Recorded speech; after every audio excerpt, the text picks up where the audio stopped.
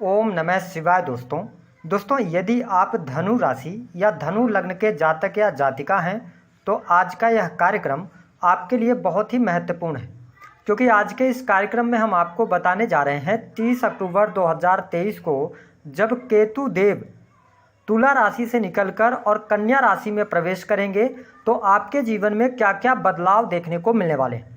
और जो हमने थंबनेल पे लिखा है कि केतु देव राहु से बिल्कुल अलग हटकर प्रभाव देते हैं और इसके साथ वह कौन व्यक्ति होगा जो आपको गुमराह कर सकता है, इसकी भी जानकारी इस वीडियो में हम देने वाले हैं। तो यदि आपके पास अभी समय ना हो तो आप इस वीडियो को स्किप कर दें। जब भी आप इस वीडियो को देखें तो आप इस वीडियो को पूरा देखें। आपसे कमिटमेंट है कि यदि आपने इस वीडियो को पूरा देखा तो केतु से जो निगेटिव परिणाम मिलने हैं वो कुछ न कुछ आप अपने द्वारा या ऐसा कोई कार्य करेंगे इस वीडियो में जो हम बताएंगे, जिसके द्वारा उनके प्रभावों को आप पॉजिटिव रिजल्ट में बदल सकते हैं। तो वीडियो के अंत तक जरूर बने रहें और यदि आप चैनल में पहली बार आएँ तो चैनल को सब्सक्राइब कीजिएगा, नोटिफिकेशन बेल को ऑन कीजिएगा। वीडियो पसंद आए तो लाइक और शेयर जरूर कीजिएगा। देखिए, अगर हम बात करें केतु की तो हमारे ज्योतिष शास्त्र में केतु का स्वयं का कोई अस्तित्व तो नहीं माना जाता है। केतु को आकस्मिक घटनाओं का कारक कहा जाता है।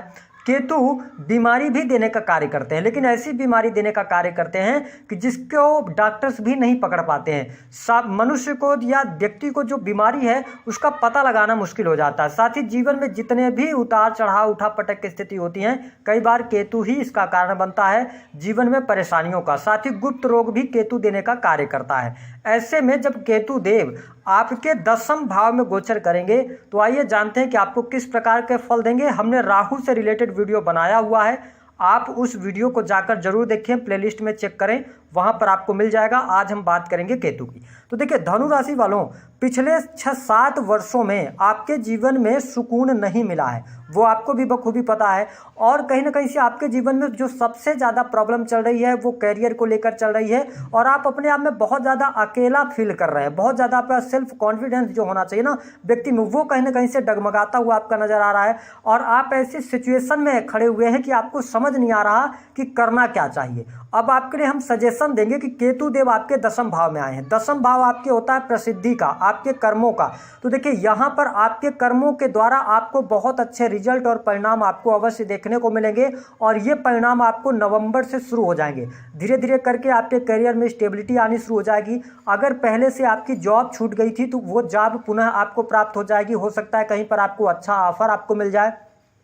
जो लोग गवर्नमेंट सेक्टर के अंदर हैं उनको प्रमोशन के योग बन जाएंगे, आपके प्रमोशन होने के योग बनेंगे। साथ ही अगर देखा जाए तो वरिष्ठ लोगों का कहीं ना कहीं से सहयोग आपको मिलेगा। अब देखिए, हमने जो बताया कि आपको इन क्षेत्रों में बहुत अच्छा लाभ मिलेगा, लेकिन हमने बोला था कि रेमेडी भी आपको कुछ बताएंगे कैसे यूटिलाइज करना है। देखिए, बहुत सारे लोगों को ये नहीं पता होता। आप 10वें भाव में केतु आ रहे हैं तो आपके दिमाग में एक चीज चल रहा होगा कि केतु कहीं ना कहीं से 10वें भाव में ये क्या करते हैं, डिटैच करते हैं उन चीज़ों से। तो आपका मन नहीं लगेगा काम में, या काम करने का आपका दिल नहीं करेगा, कार्यस्थल पर आपका मन नहीं लगेगा। लेकिन ऐसा नहीं होगा, ऐसा तभी होगा।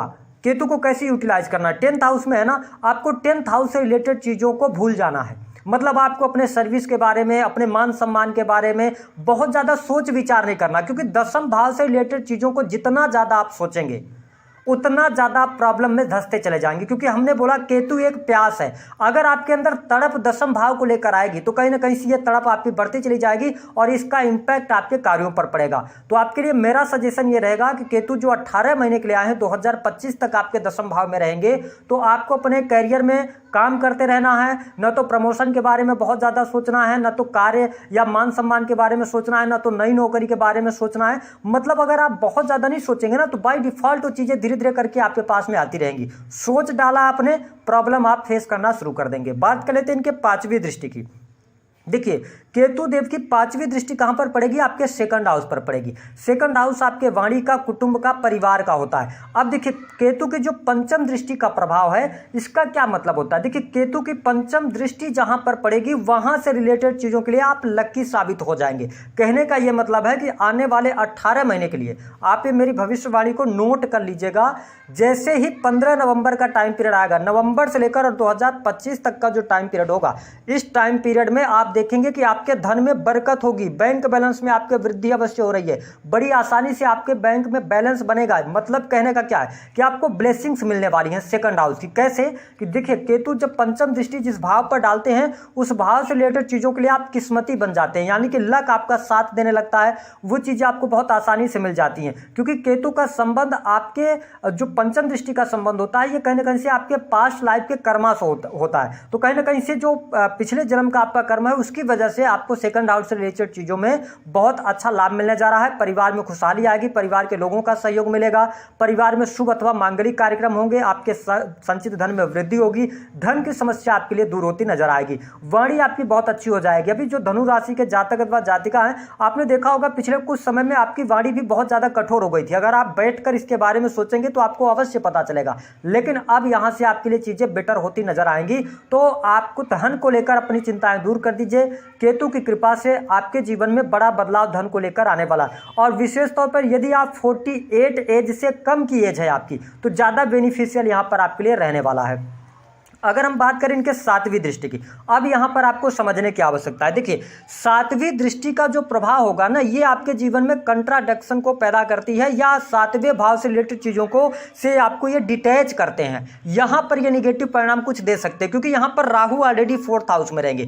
तो इसका मतलब क्या है कि सप्तम दृष्टि ये डालेंगे राहु पर, और राहु की सप्तम दृष्टि यहां पर होगी। तो हो सकता है कि आपको अपने जन्म स्थान से दूर जाना पड़े अपने नौकरी के लिए, करियर के लिए, ये स्थिति होगी। परिवार से दूर रहना पड़ सकता है, ये स्थिति होने वाली है। साथ ही यहाँ पर आप देखेंगे कि आपको ऐसा ये फील कराएंगे कि परिवार के लोग आपका सपोर्ट नहीं कर रहे हैं। ये चीज़ें कहीं ना कहीं से आप अपने परिवार या अपने कुटुंब को लेकर, विशेष तौर पर अपने मम्मी पापा या आपके चाचा जी लोग हैं या ताऊ हैं, तो इन लोगों को लेकर आप में एक कहते हैं ना कि एक असमंजस सा पैदा होगा। आप समझ नहीं पाएंगे कि ये लोग आपके साथ हैं या नहीं है। लेकिन वास्तविकता ये है कि राहु यहाँ पर 4th हाउस में बैठा है, तो आपको कहीं ना कहीं से भौतिक सुख सुविधा से चीजों से ये दूर लेके जाने का कार्य करेंगे। लेकिन यहाँ पे बेनिफिट ये होगा कि राहु इन चीजों को लेकर अपने चौथे भाव में रहेगा, तो ये भूमि भवन वाहन का जिज्ञासा जगाएगा, और चौथे भाव से रिलेटेड चीजों को अर्जित करने के लिए राहु ही अपना इंपैक्ट डालेंगे। केतु बोलेंगे नहीं यार छोड़ो, ये सारी चीजें हमारे लिए नहीं है ना, जैसे भौतिक सुख सुविधाएं होगी, तो आपको लगेगा कि यार ये चीजें हमारे लिए नहीं है, हमारे लिए अध्यात्म ही सब कुछ है।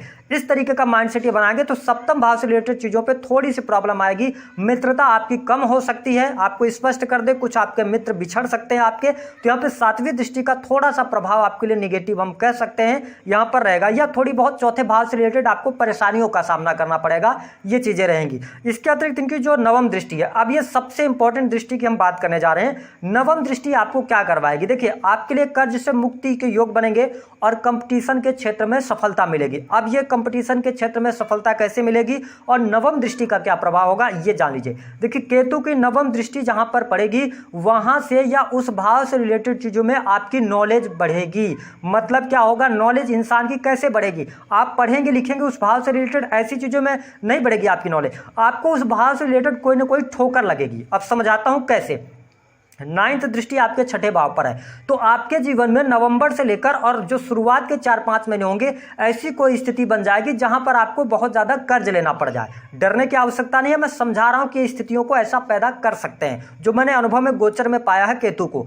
तो नवम दृष्टि यानी कर्जा लेना पड़ा, फिर अचानक से क्या होगा कि 4-5 महीने आप कर्जे में रहे, आपको अनुभव हो गया कि कर्जे की वजह से क्या क्या प्रॉब्लम आती है, और उससे आपने बहुत कुछ सीखा। लेकिन 6-7 महीने बाद अचानक से आपको नौकरी मिल जाए, जिसके कारण वो कर्जे अचानक से आपके उतर जाएं, तो मतलब आपका जो बैड एक्सपीरियंस था ना, उसके बाद वो आपको अच्छे रिजल्ट देंगे। या आप पहले से कर्जे में दबे हुए हैं, तो आपको नवंबर दिसंबर में थोड़ी सी ज्यादा परेशानियां देखने को मिल सकती हैं। हो सकता है जिन लोगों ने आपको कर्जा दिया है वो ज्यादा आपके ऊपर प्रेशर बनाए, लेकिन कुछ समय बाद उन चीजों से आपको ये बाहर निकाल देंगे, है ना। तो एक्सपीरियंस ये देने का कार्य करेंगे। छठा भाव किस चीज का होता है? रोगों का होता है। अब समझिए, मैं समझा रहा हूं कि मान लीजिए आपके परिवार में हो सकता है किसी व्यक्ति को ऐसी बीमारी हो जाए जिसको लेकर बार बार आपको हॉस्पिटल्स के चक्कर लगाने पड़ जाए, लेकिन उस व्यक्ति की बीमारी के कारण आपको दवाइयों की बहुत ज्यादा नॉलेज हो जाए। हो सकता है कि आप दवाइयों के बारे में खोजबीन करें, पढ़ें उन चीजों को, और आपके पास में दवाइयों की बहुत अच्छी नॉलेज हो जाए। तो इन चीजों से क्या होगा कि फ्यूचर में चल के ये चीजें आपको काम आने वाली हैं, और है ना ऐसी चीजें। अगर देखिए यहाँ पर जैसे नौकरी की हम बात करें, 6 साल से नौकरी देखा जाता है, गवर्नमेंट जॉब को देखा जाता है। अब देखिए